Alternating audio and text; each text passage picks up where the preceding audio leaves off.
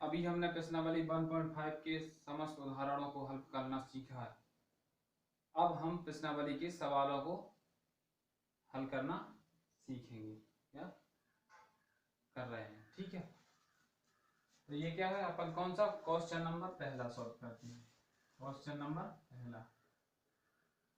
पहले क्वेश्चन में क्या दिया है प्रश्नावली 1.5 के में कि हमें परमेय और अपरमेय संख्याएं छांटनी है। क्या, कौन सी संख्या परमेय या अपरिमेय है। अब बताइए पहली क्या है। पहला सवाल दिया है पहले का 2 - √5। अब इस सवाल को देखो, अभी तक जितना हमने अध्ययन किया हो उसके आधार पर तो हम सीधे ही बता देंगे कि क्या होता है कि जब भी हम किसी परमेय संख्या में से अपरमेय संख्या को घटाते हैं तो हमें क्या प्राप्त होता है, हमेशा अपरमेय संख्या ही प्राप्त होगी। क्या होगी, अपरमेय ही संख्या प्राप्त होगी। तो सीधे ही हमें पता चल गया कि अपरमेय संख्या, अगर हमने इतना अध्ययन कर लिया अभी बेसिक आ जाना चाहिए कि हमारी परमेय संख्या है। लेकिन फिर भी अगर हम इसको सॉल्व करना चाहें तो कैसे करेंगे, 2 - √5 का मान अभी हमने निकालना सीखा था भाग विधि से। क्या निकाला था, 2. क्या निकाला था, 236 ... इंफिनिटी तक। अब अगर हम इसको इसमें से घटा भी दें तो हमें क्या मिलेगा, क्या मिलेगा, पॉइंट माइनस में मिलेगा, हमें संख्या माइनस में प्राप्त होगी, -.236 ... इंफिनिटी तक। इसका मतलब क्या होगा कि हमें ये अपरमेय संख्या प्राप्त होगी। तो ये हमारी क्या है, अपरिमेय है। क्या है, अपरिमेय संख्या है। दूसरे पे चलते हैं। दूसरा सवाल क्या है, ब्रैकेट में 3 + √23, ब्रैकेट बंद हो गया, इसके बाहर क्या लगा, माइनस, और क्या लिखा, √2। हम इसको जैसे ही ओपन करेंगे क्या करेंगे, 3 + √23, कोष्टक को खोलेंगे तो ये माइनस सहित यहाँ आ जाएगा, √23 से √23 कट गया, उत्तर हमारा क्या बचा, 3। और 3 क्या है, एक परिमेय संख्या। क्या है, 3 एक परमेय संख्या है। तीसरी हम फिर से देख लेते हैं। तीसरा देखते हैं। तीसरा सवाल में दिया है 2√7 अपॉन या बटे में 7√7। जैसे ही हम सॉल्व करेंगे तो ये 7 से 7 कट जाएगा, क्योंकि ये एक जैसी अपरमेय संख्या है, और जब एक जैसी अपरमेय संख्या होती है तो वो कट जाएंगी भाग में, ठीक है। तो क्या बचेगा, 2/7। और 2/7 क्या है, एक परमेय संख्या। ये क्या होगा, एक परमेय संख्या है। इस तरीके से 3 सवाल हो गए। अगले सवाल पे देखते हैं, इनको साफ करते हैं, एक बार देख लीजिएगा ध्यान से। अब आप वीडियो को पॉज करके भी देख सकते हैं।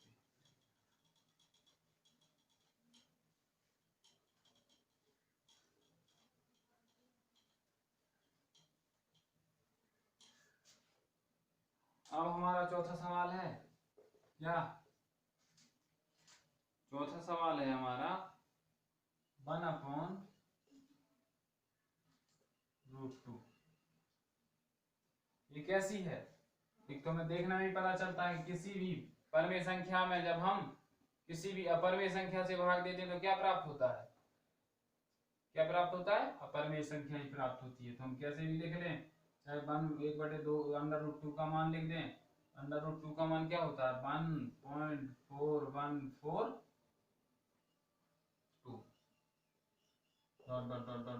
इंफिनिटी तक जा रहा है, हमें नहीं मालूम। तो ये क्या होगी, एक अपरिमेय संख्या हो गई। या हम इसको यहाँ सीधा भी लिख सकते हैं उत्तर में, क्या, कि किसी परिमेय संख्या में अपरिमेय संख्या का भाग देने पे हमें हमेशा क्या अपरिमेय संख्या प्राप्त होती है, इसलिए ये एक अपरिमेय संख्या है। ऐसा भी लिख सकते हो। उदाहरण नंबर 5 पे चलते हैं। उदाहरण 5 क्या है, 2 पाई।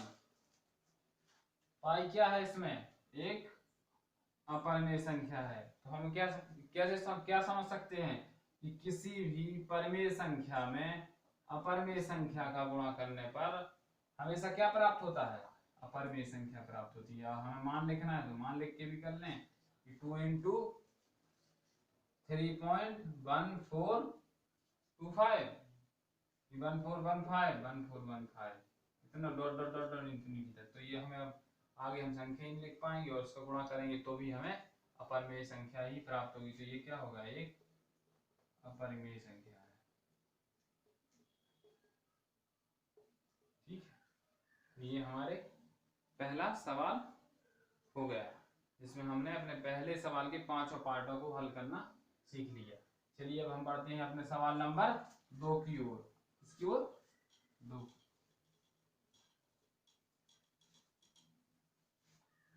तो हम क्वेश्चन नंबर 2 की ओर बढ़ते हैं। सवाल नंबर 2 में क्या पूछा है, व्यंजकों को सरल कीजिए। हमें क्या करना है, व्यंजकों को सरल करना है। कौन से व्यंजकों को, दिए गए व्यंजकों को। क्या दिए गए व्यंजक जो हमारी किताब में दिए हैं उनको हमें सॉल्व करना है। कैसे, पहला लिख लेते हैं। पहला क्या है, 3 plus root 3, sorry 3 plus root 3, हाँ सही है, और 2 प्लस रूट 2। तो यहाँ अभी हमने जब उदाहरण देखा था तो हमने ए और बी मान के उसको ए प्लस बी और ए माइनस बी में कर लिया था, लेकिन हमें यहाँ अगर हम इसको ए मान लें तो इसको बी, इसको सी, इसको डी मानना पड़ेगा। मतलब सभी संख्याएं अलग हैं तो इसमें कोई सर्वसमीका नहीं लगेगी, हमें इसको गुणा करना पड़ेगा।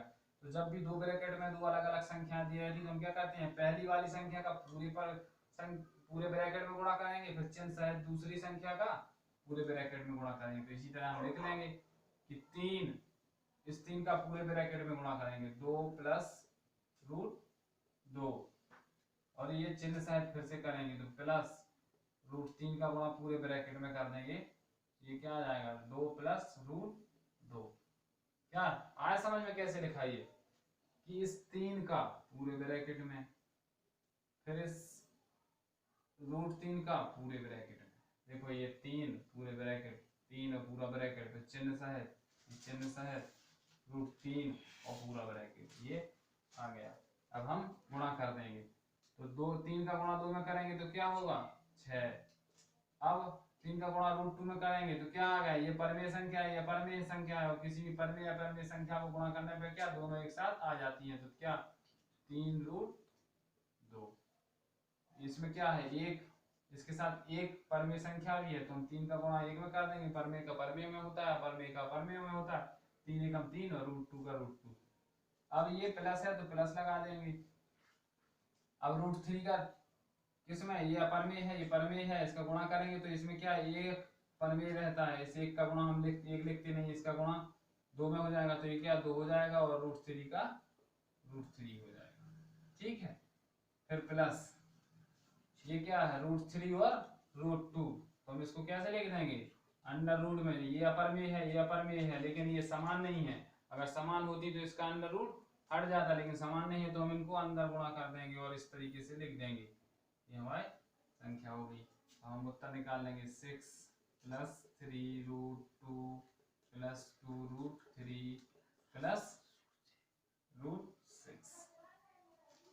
ये क्या होगा, ये हमारा अभिष्ट आंसर होगा।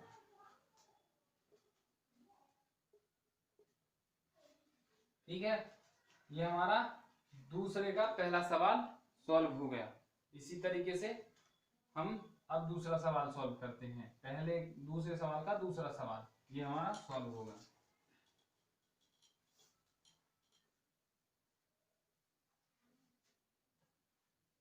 तो ये है दूसरे सवाल का दूसरा, क्या है, 3 प्लस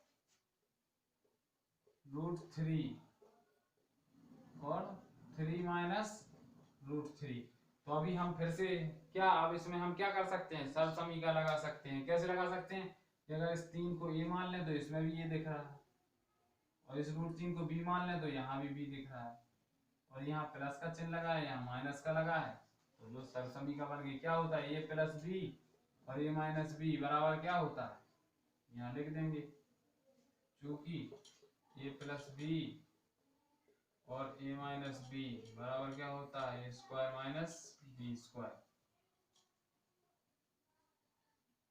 क्या करेंगे, ये क्या है, यहाँ ये का मान 3 है, तो 3 का वर्ग लिख देंगे, क्या है माइनस माइनस बी क्या है रूट 3, बी क्या है रूट 3, इसका भी वर्ग लिख देंगे, इसको हल कर देंगे, क्या आ जाएगा, 3 का वर्ग 9 माइनस रूट 3 का वर्ग 3, कैसे आया, क्योंकि रूट 3 गुणे रूट 3, ठीक है, क्या आ जाएगा 3, ये बगल में सूत्र है, और उत्तर क्या आ जाएगा 6, ये हमारा आंसर है। ठीक है, तो ये हमारा दूसरे का दूसरा सवाल भी सॉल्व हो गया। अब तीसरा सवाल पे चलते हैं। ठीक है, इसको हमने सॉल्व करना सीख लिया, और तीसरे सवाल की ओर चलते हैं। बहुत ही सरल सवाल है, बहुत ही आसान है, फिर भी और अच्छे से हम समझ लें ताकि हमें कोई गलती ना हो। अब तीसरा है, तीसरा क्या है, रूट 5 प्लस रूट 2, इसका क्या करना है हमें, वर्ग।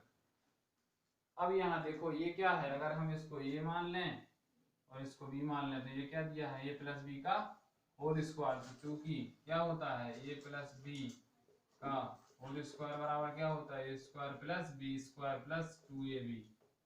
ठीक है, तो ये हम फॉर्मूला लगा देंगे, तो यहाँ अंडर रूट 5 ये है, a का मान कितना है रूट 5, कितना रख देंगे रूट 5 का वर्ग, प्लस b कितना है b स्क्वायर कितना रूट 2, इसको भी वर्ग कर देंगे, प्लस 2 इंटू ये क्या है रूट 5 इंटू रूट 2, ये हम क्या करेंगे, रूट 5 तो वर्ग होगा तो क्या हो जाएगा 5 प्लस रूट 2 का 2, कैसे हो गया, देखो ऐसे हो गया, क्योंकि रूट 5 इंटू रूट 5 बराबर 5 होता है। ठीक है, इसी तरह रूट 2 इंटू रूट 2 बराबर 2 हो जाएगा। ठीक है, प्लस 2 5 दूनी 10, कैसे 5 गुणा 2 बराबर 10, ये हमारा सरल हो रहा है सवाल, और हमने 5 और 2 को जोड़ दिया तो 7 प्लस 2 रूट 10, ये हमारा आंसर है। तो ये हमारे दूसरे के तीसरे सवाल का उत्तर है, सॉल्व कर लिया हमने आसानी से, हमें समझ में आ गया। हमने इसको ये मान लिया, इसको बी, और इसमें ये प्लस बी का होल स्क्वायर की सर्वसमीका लगा दी। ठीक है, और अगर सर्वसमीका नहीं लगा पाते हैं तो हम इसको दो भागों में तोड़ लेंगे। क्या, कैसे, अगर हमें सॉल्व करना नहीं आता तो हम इसको दो भागों में, इसको ऐसे भी लिख सकते हैं, कैसे, रूट 5 प्लस रूट 2 एक में, और फिर रूट 5 प्लस रूट 2 एक में, इस रूट 5 का पूरे में गुणा कर दो और इसका पूरे में गुणा कर दो चिन्ह से, ऐसे भी हो जाएगा। ठीक है, तो अभी उत्तर यही आएगा। अब अपन चौथे सवाल की ओर चलते हैं, दूसरे के चौथे सवाल की ओर। ठीक है, चौथे के दूसरे सवाल की ओर क्या है, चौथे का दूसरा सवाल क्या है, सॉरी दूसरे का चौथा सवाल, root 5 minus root 2 root 5 plus root 2। ठीक है, तो हम फिर से, अगर हम देखो ध्यान से, अगर इसको a मान लें तो हमें यहाँ भी ये मिल रहा, और अगर हम इसको भी मानते हैं तो हमें यहाँ भी मिलना चाहिए, तो मिल रहा। अब हमें चिन्ह अलग अलग मिल रहे हैं, यहाँ प्लस है यहाँ माइनस है, तो ये माइनस बी और ए प्लस बी क्या होता है, ए स्क्वायर माइनस बी स्क्वायर। तो क्या करेंगे, और चलो हम अभी सूत्र नहीं लगाते इसमें हम ए और बी नहीं मान रहे, हम अब इसको अलग तरीके से सॉल्व कर रहे हैं कि अगर हमें ए और बी समझ में नहीं आ रहा तो क्या, इसका पहले पूरे इस ब्रैकेट में गुणा कर देंगे, फिर हम चिन्ह सहित इसका पूरे में कर देंगे। तो कर देते हैं, √5 का गुणा करेंगे √5 प्लस √2 में, और चिन्ह सहित -2, क्या चिन्ह सहित -2 का पूरे ब्रैकेट में गुणा कर देंगे तो √5 प्लस √2। इस तरीके से भी हम हल कर सकते हैं, या हमें सर्व समीकरण आती है तो हम सीधे भी कर सकते हैं। तो √5 का √5 में करेंगे तो कितना आएगा, √5 गुणा √5 प्लस √5 गुणा √2 माइनस √2 इंटू √5 प्लस नहीं आएगा, यहाँ माइनस आएगा क्योंकि चिन्ह सहित गुणा होगा, माइनस और प्लस क्या होता है माइनस, तो क्या होगा √2 इंटू √2। तो देखो √5 और √2 का गुणा यहाँ हो रहा है, ये प्लस में है और ये माइनस में, अभी नहीं कर रहा, तुम सॉल्व कर लेते। तो √5 कितना हो जाएगा 5 प्लस ये क्या होगा √5 इंटू 2 माइनस ये क्या होगा √5 इंटू 2 माइनस ये क्या होगा 2। ये हमारे कट जाएंगे क्योंकि ये माइनस का ये प्लस का है, ठीक है। तो इसमें से ये घटेगा तो कुछ भी नहीं बचेगा। अब हमारा उत्तर क्या आ जाएगा 5 - 2, इस 2 को घटाएंगे तो उत्तर आ जाएगा 3। ये हमारा उत्तर है। तो ये हमारा दूसरे का चौथा सवाल भी सॉल्व हो गया बहुत ही आसानी से। अगर हमें सर्व समीकरण आती है तो हम सीधे सॉल्व कर लेंगे, और अगर नहीं आती है तो हम इस तरीके से भी सॉल्व कर सकते हैं। चलिए अब हम सब चलते हैं, आगे बढ़ते हैं सवाल नंबर 3 की ओर। तो सवाल नंबर 3,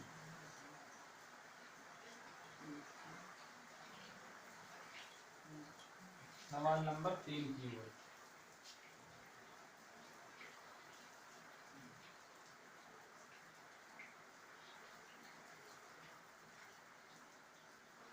सवाल नंबर 3 में भाषा थोड़ी बड़ी है तो हम बोर्ड पे नहीं लिख रहे हैं, आपको पढ़ के बता देते हैं। आप अपनी पुस्तक भी सामने रखिएगा, उसमें आप देख के और फिर समझ सकते हैं। तो इसमें क्या है, आपको याद होगा कि पाई को एक वृत्त की परिधि मान लीजिए कि सी है, वृत्त की परिधि क्या है सी, और उसके व्यास मान लीजिए डी के अनुपात से परिभाषित किया जाता है, अर्थात पाई बराबर C/D है। यह इस तथ्य का अंतर विरोध करता हुआ प्रतीत होता है कि पाई अपरिमेय है, और इस अंतर विरोध का निराकरण आप किस प्रकार करेंगे। तो देखो सवाल क्या है, आप पुस्तक में पढ़िएगा, एक बार ध्यान से फिर से सुन लेना। सवाल ये है, ये कह रहे हैं कि अगर कोई वृत्त है, क्या है एक वृत्त है जिसकी परिधि क्या सी होती है, बाहर वाला हिस्सा, ये गोला, ये देखो ये गोला, ये क्या है ये परिधि है, जितना भी ये गोल है ये परिधि है, इसको हमने क्या माना सी। और एक वृत्त का व्यास क्या होता है, सबसे बड़ी जीवा जो केंद्र से, वृत्त के केंद्र से होकर जाती है, वो क्या कहलाता है व्यास। तो ये क्या है बी। तो उन्होंने कहा व्यास बी। तो सवाल में वो कह रहे हैं कि किसी भी वृत्त की परिधि अगर हम उसको सी मान लें और किसी भी व्यास अगर उसको हम डी मान लें, ठीक है, तो पाई एक क्या है अपरिमेय संख्या है, बराबर C/D, जो हमें P/Q के रूप में दिख रही है, एक परिमेय संख्या जैसी लग रही है। तो ये अलग अलग नहीं होगा कि ये परिमेय हो जाएगी या परिमेय हो जाएगी, जबकि दोनों के मान एक जैसे हैं। तो वो यही कह रहे हैं कि आप इसको बताओ कि ये दोनों अलग अलग नहीं है, एक ही हैं। तो हम इसको इस तरीके से देखेंगे कि जब भी हम इस वृत्त की परिधि जिसके हमें नहीं पता, हमें परिधि नहीं मालूम, तो हम इसकी माप करेंगे परिधि, किसी भी वृत्त की परिधि का हम माप ज्ञात करेंगे। जब भी हम माप करेंगे तो हम यहाँ से चलेंगे, यहाँ से चलेंगे तो हम इस तरीके से चले यहाँ से,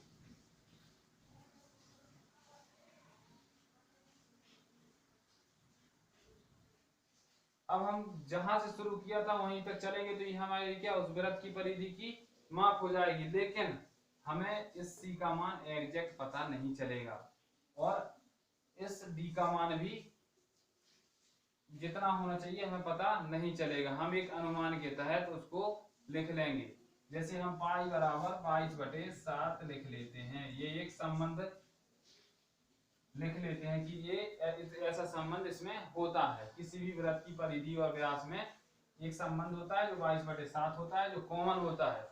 अगर हम जो जिसे हम पाई नाम देते थे, जबकि ये 22/7 एक्चुअल में नहीं, लेकिन हम मान लेते हैं, तो ये क्या है, ये भी एक अपरिमेय संख्या है। तो हम क्या लिखेंगे, इसमें कोई अंतर विरोध नहीं है। और जब हम वृत्त की परिधि को मापते हैं और व्यास को मापते हैं तो हम इनके एग्जैक्ट मतलब कि सही मान हमें प्राप्त नहीं होते हैं, हम इनके सन्निकट मान ही लिख देते हैं। इसलिए पाई एक अपरिमेय संख्या है और इसमें कोई अंतर विरोध नहीं है। ठीक है, आया समझ में? नहीं आया तो एक बार वीडियो फिर से रिपीट करके देखना और अच्छे से समझ में आ जाएगा। क्या आ जाएगा कि कोई एक वृत्त है, वृत्त की परिधि क्या है सी, इसका एक व्यास है क्या है डी, और इन दोनों का एक संबंध बताया उन्होंने, पाई बराबर C/D। तो ये पाई एक अपरिमेय संख्या है, जबकि ये हमें परमेय लगती है, लेकिन ये हमें परमेय नहीं लगेगी। लेकिन हम इसके मान दोनों को डिसाइड नहीं कर सकते, ना तो सी के मान ना डी के मान, तो इसमें से कोई ना कोई अपरिमेय होगा। जब तो ये एक अपरिमेय संख्या है तो हमें नहीं पता कि कौन, चाहे सी अपरिमेय हो चाहे डी अपरिमेय हो, लेकिन पाई एक अपरिमेय संख्या है तो ये भी एक अपरिमेय संख्या होगी। तो इसमें कोई अंतर विरोध नहीं है, क्योंकि हम इनके मान हमें नहीं पता चलते, क्या इनके सही मान हमें नहीं पता चलेंगे। ठीक है, ये हमारा क्वेश्चन नंबर कौन सा था, तीसरा सॉल्व हो गया। ठीक है, अब हम चलते हैं क्वेश्चन नंबर 4 की ओर। क्वेश्चन नंबर 4 की ओर हम चलते हैं। क्वेश्चन नंबर 4 क्या है, संख्या रेखा पर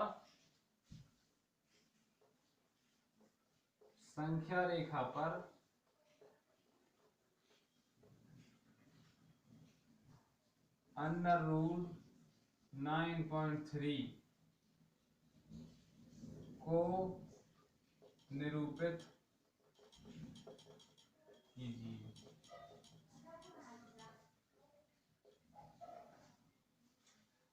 अब देखो यहाँ क्या आ गया कि अगर हम इसको अंडर रूट में सिर्फ दशमलव के बाद दशमलव नहीं होता तो हमने सीखा है कि हम किस तरीके से सर्पिलाकार में हमने सीखा था, आपको याद हो जब हमने सर्पिल की रचना करना सीखा था, या √5 √2 को √3 को √5 को √7 को, इन सबको निरूपित करना सीखा था संख्या रेखा पर। लेकिन वहां कोई दशमलव नहीं था, दशमलव के बाद कोई अंक नहीं था, तो हम क्या कर रहे थे कि हम एक इकाई मान ले रहे थे यहाँ और एक संपूर्ण त्रिभुज की रचना करके यहाँ, और हम जो भी मान आता था उसको हम एक इकाई तो यहाँ √2 आ गया तो हम इसको ऐसे बढ़ा देते थे, तो ये हमारा √2 का मान आ जाता था। फिर हम यहाँ क्या कर रहे थे, इस √2 को आधार मान ले रहे थे, एक इकाई मान ले रहे थे, ये इसको मिला देते, ये हमारा √3 आ रहा था, इसको हम मान ले रहे थे, तो ये हमारा √3 प्रदर्शित हो रहा था, √3 का मान प्रदर्शित हो रहा था।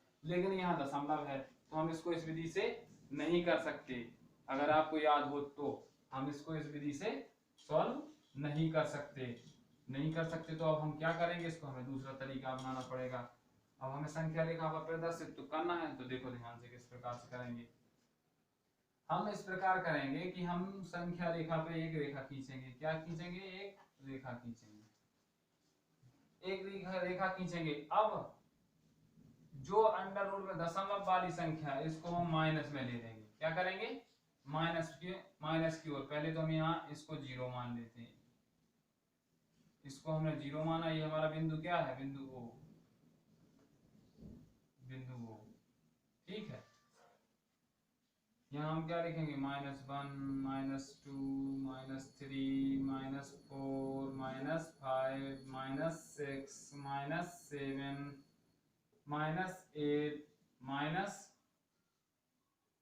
-9 यहाँ आएगा, लेकिन 9.3 कुछ यहाँ आ जाएगा। तो ये हमारा क्या होगा, बिंदु -9.3। यहाँ हम आगे क्या बढ़ाएंगे, 1 2 3।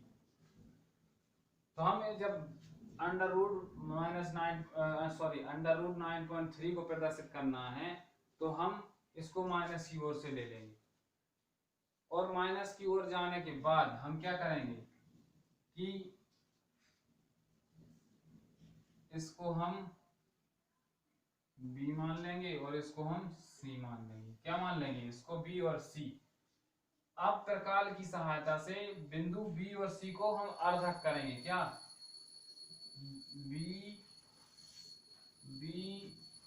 BC का, B और C का अर्धक करेंगे। अर्धक करना आता है कि आधे से अधिक लंबाई, क्या आधे से अधिक लंबाई लेके हम इस तरफ से हमने यहाँ खींच दिया और यहाँ खींच दिया, और इस तरफ से आधे से अधिक लंबाई लेके प्रकाश से यहाँ खींच दी और यहाँ खींच दी। ठीक है, और फिर हमने क्या किया, इसको मिला दिया। अब मिला दिया तो हम क्या करेंगे, इस जो हमारा जो अर्धक आया, जो यहाँ आया, इतनी लंबाई लेके, और हम क्या करेंगे, एक अर्धवृत्त की रचना कर देंगे। क्या, जो यहाँ है इसकी, इस केंद्र से इतनी दूरी लेके ये क्या रखेंगे हम। अब हमने इस जी हमारा सेंटर पॉइंट आ गया, अर्धक आ गया। ये क्या है, बिंदु केंद्र, सेंटर पॉइंट, हम इसको Q मान लेते हैं। Q पे हम प्रकाश रख के और इसको ऐसे घुमाएंगे, देखो ऐसे ऐसे घुमाएंगे। ठीक है, तो ये हमारा क्या बन गया, एक वृत्त बन गया।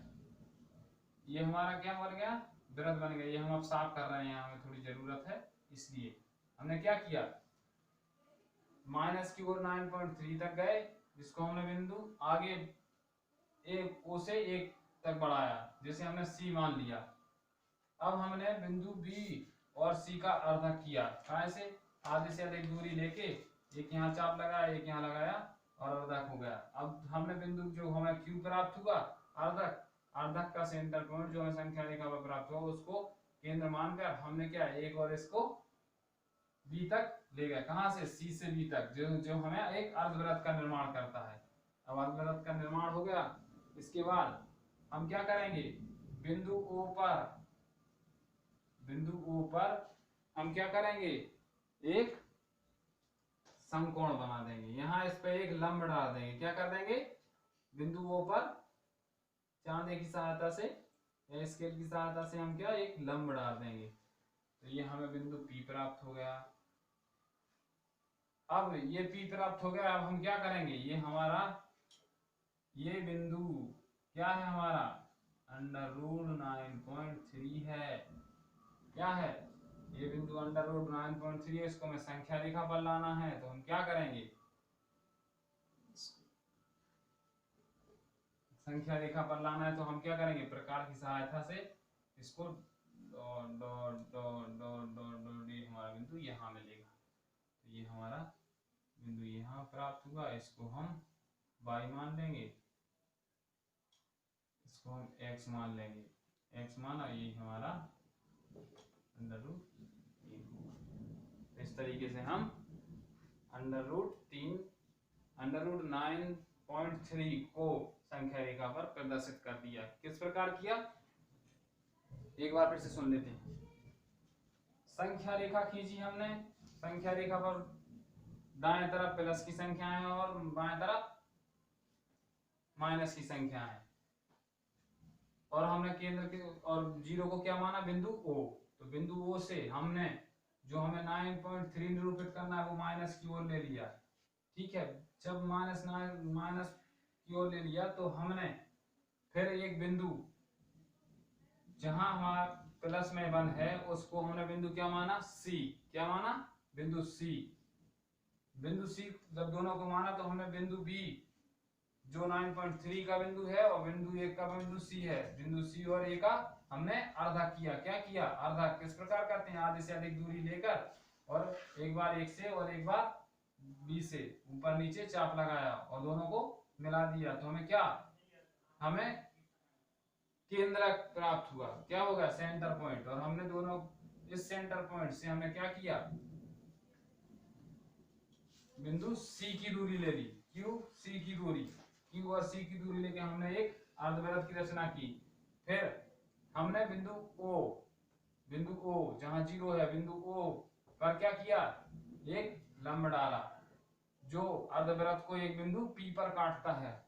और ये बिंदु पी क्या है, हमारा √9.3 है। इसको हमने प्रकार की सहायता से आगे बढ़ाया जो प्लस की ओर, जो हमें बिंदु x पर प्राप्त हुआ। ये हमारा संख्या रेखा पर 9.3 का निरूपण है। आया समझ में, अच्छे से आया होगा, नहीं आया होगा एक बार फिर से देखना और अच्छे से आ जाएगा। ठीक है, अब हम अपने अगले सवाल की ओर बढ़ते हैं। ये हमारा कौन सा सवाल था, चौथा। कौन सा था, चौथा। हमें अब कहाँ चले, इसको हम साफ करें और 5वें सवाल की ओर चलते हैं।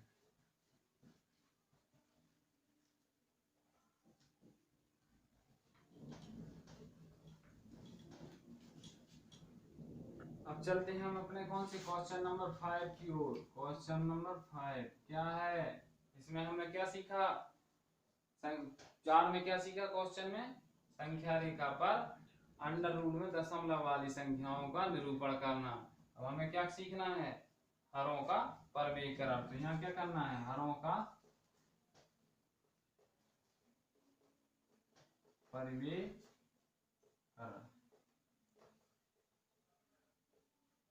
अभी हमने उदाहरण में समझाया था, अगर आपको ध्यान हो, ज्ञात हो, याद हो, और याद कीजिए कि अगर हर में एक संख्या दी है और उसका परमेयकरण करना है, जैसे 1.√3 या 1.5 कुछ भी दिया हो, तो हम क्या करते हैं, सीधे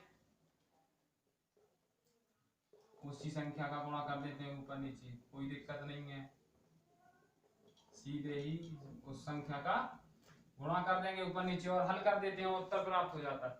लेकिन जब हर में उस संख्या में 2 अंक हो तो हम क्या करेंगे, या 2 संख्याओं से मिलकर बनेंगे, तो तब हम क्या करते हैं, तब हम उस हर के चिन्ह परिवर्तित करके ऊपर नीचे गुणा कर देते हैं। चलिए तो हम इसका पहला सवाल सॉल्व करते हैं। क्या है, 1/√7।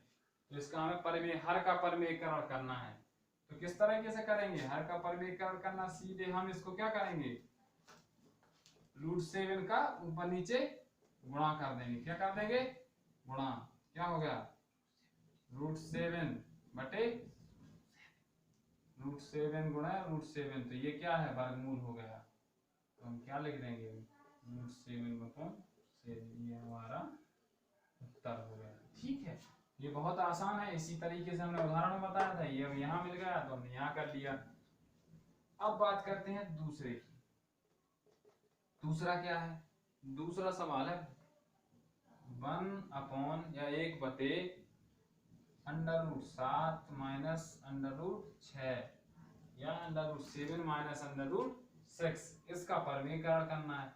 तो हमें ज्ञात हो कि यहाँ 2 संख्याएं हैं, यहाँ 1 थी। जब 1 थी तो हमने सीधा गुणा कर दिया, 2 है तो क्या करते हैं, इसका परमेयकरण करने के लिए हम क्या करते हैं कि 1 लिखेंगे, बटे में क्या करेंगे, ये तो संख्या ज्यों की त्यों लिख देंगे, √7 माइनस √6 गुणा में क्या करते हैं। अब जब हम ऊपर नीचे गुणा करेंगे हर का, क्या करते हैं, ऊपर नीचे हर का गुणा करेंगे तो क्या, चिन्ह परिवर्तित करके करते हैं। क्या करते हैं, चिन्ह परिवर्तित करके। तो ये कितना हो गया, √6 हो गया। ठीक है,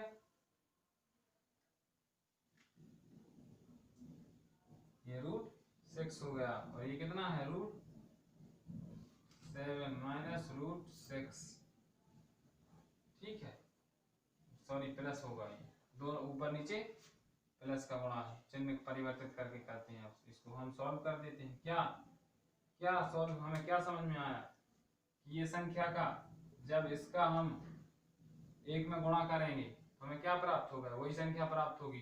तो हम क्या लिख देंगे यहाँ, under root 7 plus under root 6।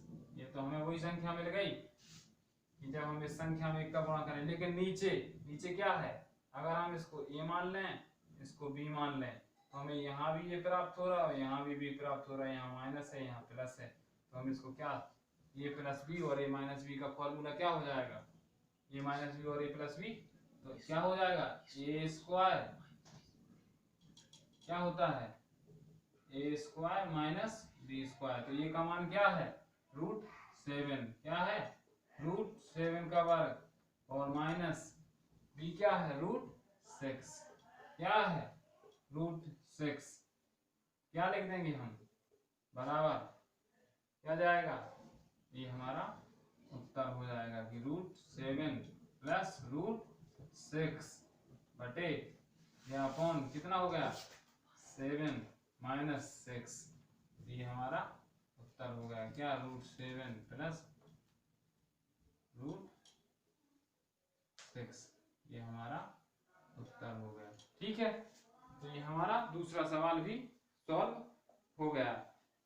इसी की तरह हमारे अगले 2 सवाल और भी हैं जिनको हम सॉल्व करेंगे या कर रहे हैं आगे। ठीक है, तो हम इन्हीं सवालों की तरह 2 सवालों को और सॉल्व कर रहे हैं। ठीक है,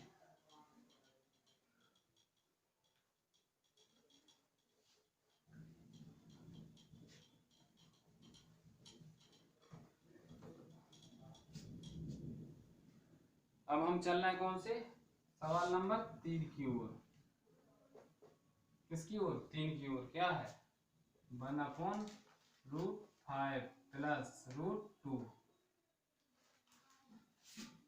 इसका हमें परमीकरण करना है। तो क्या करेंगे हम 1/√5 प्लस √2 गुणा, क्या कर देंगे पूरी संख्या का ऊपर नीचे गुणा कर देंगे, लेकिन क्या करेंगे चिन्ह परिवर्तित करके। तो √5 माइनस √2 और √5 माइनस √2। याद रहे कि जैसी संख्या यहाँ लिखी है वैसे यहाँ रहेगी, बस चिन्ह परिवर्तित होगा। यहाँ यहाँ √2 माइनस √5 नहीं कर सकते हैं, जैसी यहाँ है जैसी यहाँ रहेगी, सेम की सेम। अब हम इसको आगे सॉल्व कर देंगे। तो हमारा क्या ये, अगर हम इसको ये मान लें तो हमें यहाँ भी ये मिल रहा, अगर इसको बी मान लें तो यहाँ भी मिल रहा। तो ए प्लस बी और ए माइनस बी का क्या होता है, ए माइनस बी, ए प्लस बी और ए माइनस बी बराबर क्या होता है ए स्क्वायर माइनस बी स्क्वायर। तो ऊपर तो हमें सेम रहेगा क्योंकि एक का गुणा इसमें होगा, तो हमें √5 माइनस √2 बचेगा, और इसको हम क्या 5 माइनस 2, तो हमारा उत्तर क्या हो जाएगा √5 माइनस √2 बटे में 1 हम लिखते नहीं है, सॉरी बटे में कितना होगा हमारा 3, कितना होगा 3, 5 में से 2 गए 3 बचे, ये हमारा उत्तर हो जाएगा। ठीक है, अब हमारा आखिरी सवाल जो 5 का चौथा पार्ट है 1.5, उसको सॉल्व करेंगे। वो भी इसी तरह है और बहुत ही सिंपल है। तो क्या है 1/√7 माइनस 2। तो इसको हमें सॉल्व करने के लिए, अब यहाँ तो हमें दोनों परमेय अपरमेय संख्या दी, यहाँ एक परमेय और अपरमेय संख्या है, तो कुछ नहीं है, या तो हम इसको अपरमेय में बदल लें, तो अपरमेय में 2 बराबर क्या होता है √4 होता है, या हम इसको इसी तरीके से लिख लें तो कोई दिक्कत नहीं है, हम इसको इसी तरीके से सॉल्व कर देते हैं। क्या इसको हल करेंगे जब हम, तो क्या करेंगे 1 में क्या आएगा √7 माइनस 2, हल का परमीकरण करना है तो 1/√7 7 हर का पर ऊपर नीचे कैसे करेंगे गुणा, ऊपर नीचे हम गुणा करेंगे √7 प्लस √2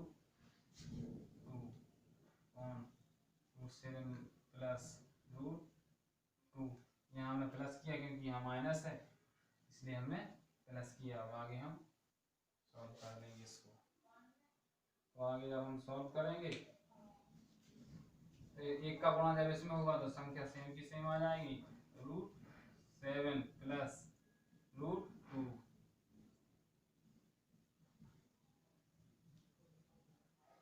रूट में नहीं है ये संख्या, ये रूट में नहीं है और ये रूट में नहीं है तो हम इसको रूट में नहीं लिखेंगे। या रूट में लिखना है तो 2 बराबर √4 लिखना पड़ेगा। ठीक है, तो हम इसको ऐसे सॉल्व कर लेंगे। तो ये हमें संख्या सेम ऐसे ही लिखनी है। तो ये रूट में नहीं है तो हमें √7 प्लस 2 बटे में क्या मिलेगा, ए। अगर हम इसको ए मान लें तो यहाँ ये मिल रहा है, यहाँ इसको अगर बी मान लें तो ये हमारा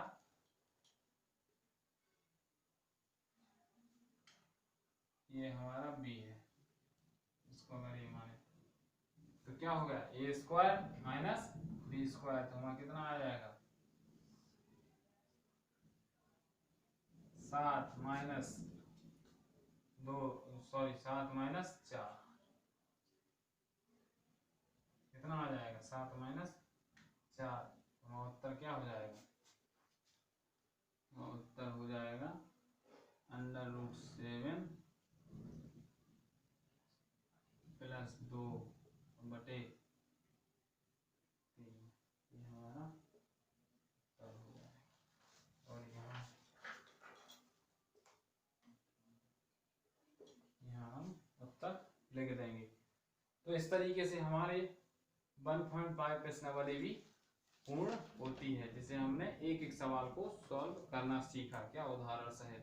उम्मीद करते हैं कि आपको समझ में आया होगा। ठीक है, धन्यवाद। इस प्रश्नावली को यही समाप्त करते हैं, अगली प्रश्नावली हम आगे पढ़ते हैं।